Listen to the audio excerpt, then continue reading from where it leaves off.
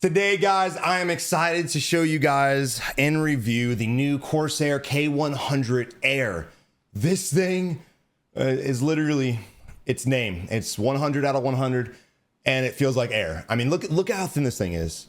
I hope it does it justice. This thing is so thin.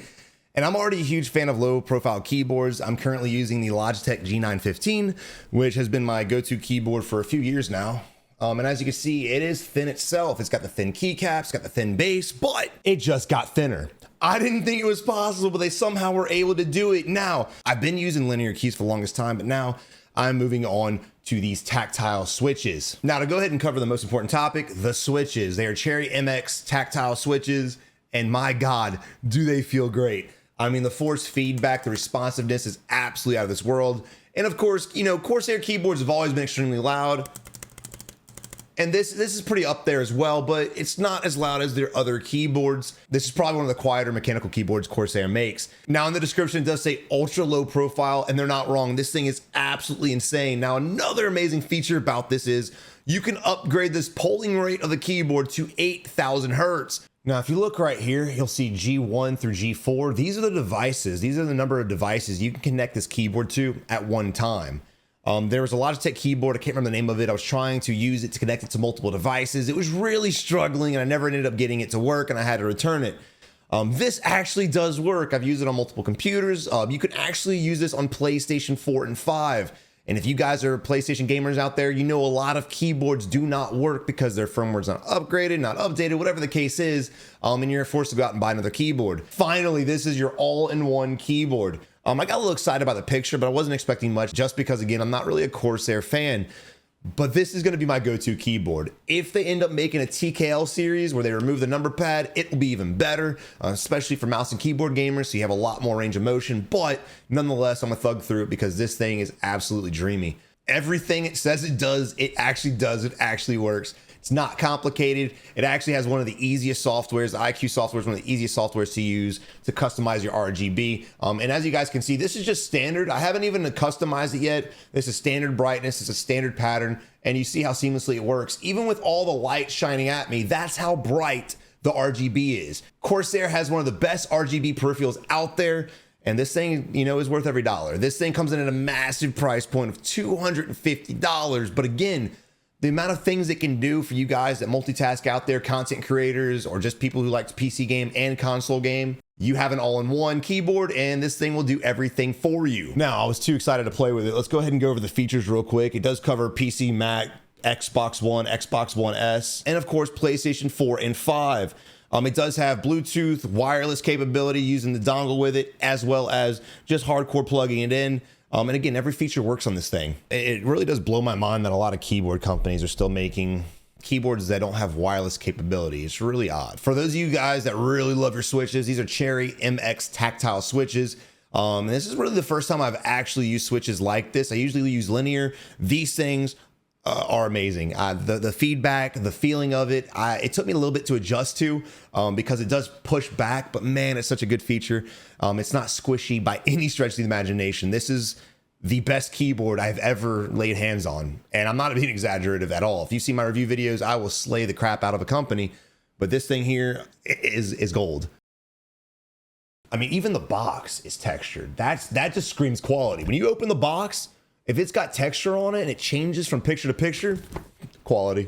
All right, let's go ahead and read some specs off that we haven't talked about yet. Of course, it's ultra thin. You guys have seen that. It's 17 millimeter profile of aluminum frame for stylish durability. And my gosh, it is definitely stylish and it's definitely durable. I mean, just touching the base, the aluminum on it, or aluminium, is it's got that cold feeling. It's so nice. It's so nice. And again, I haven't peeled the sticker off on it yet. I'm going to save that for a special occasion. But you know, the switch right here, the volume knob, flawless. You can scroll. It's not hard. It didn't get stuck. Don't spill anything on this keyboard though. And when we flip this bad boy over, of course, they have the great little design right there. There's a wireless adapter right now. I've been having it plugged in, charging it because I've been gaming on it for an extended period of time. I've literally probably put 100 hours in this thing. But speaking of charging, let's go into the battery life. So it does tell us that the battery life is up to 50 hours per key with RGB backlighting. Now with this thing lit up, you get about 50 hours of charge time.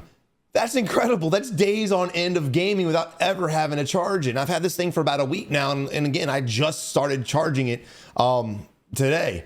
This thing is fresh off the charger. So that's amazing. And if you decide not to go with RGB, you just lazy, your cable breaks, you can get up to 200 hours with RGB off.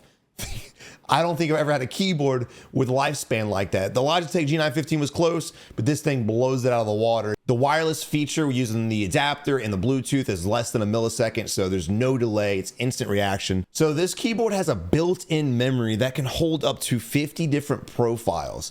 So you can set your RGB to different profiles, different games, to have sound effects. You can do so much. The weight of this keyboard is 1.66 pounds, which is basically nothing. You can balance this thing on 2 fingers, 3 fingers. Hopefully I don't drop this keyboard. I'm not even gonna attempt to do 2 fingers.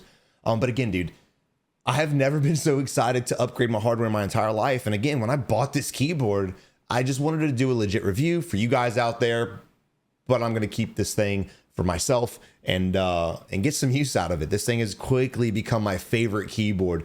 Very, very responsive, very sleek. I just love the divots and the keys. It's very minimum. It's not super, super deep like other keyboards. For example, if we whip out my streaming PC Corsair keyboard, which is not wireless, by the way. Again, guys, don't ever make a keyboard in 2022 and in the future that's not wireless, please. But anyway, I don't really like the big grooves. I don't like the big buttons. And again, this one's hella loud compared to the other one. So the new keyboard is way quieter. Of course, it's light years more expensive than this one is. The RGB is just as good. Now, one thing I am curious about, and an issue that I had with my Logitech, was keys breaking. Very curious if you can replace these keycaps should one break. I would imagine so. Logitech, not so much, but I would imagine Corsair would have that fix should something arise. But to be honest, I don't really see this thing breaking. Let's look at the keys real quick. If you push one side of the space bar, the other side doesn't move. It moves in unison. There's no looseness to it. Look at that. You don't see me push it on the right hand side and it forcing downward like a lot of other keyboards. Even my Logitech G915, when you push on it, it all goes down at the same time, but it puts a lot of force on it, which causes keycaps to break. Now, because that's not the issue, I mean, this couldn't be better engineered. And again, I just want to go ahead and throw it one more time. I'm not a Corsair fan, but this right here is a game changer. This changed the game for me. I'm very excited to see what else Corsair has up their sleeves. For the longest time, I just put Corsair in the back of my mind, but now they're gonna be the forefront of any gaming products that I need for myself, as well as reviews. If you guys are looking for a keyboard upgrade, make sure you check this one out. It does seem pricey, and it definitely is. It's one of the most expensive keyboards I've bought.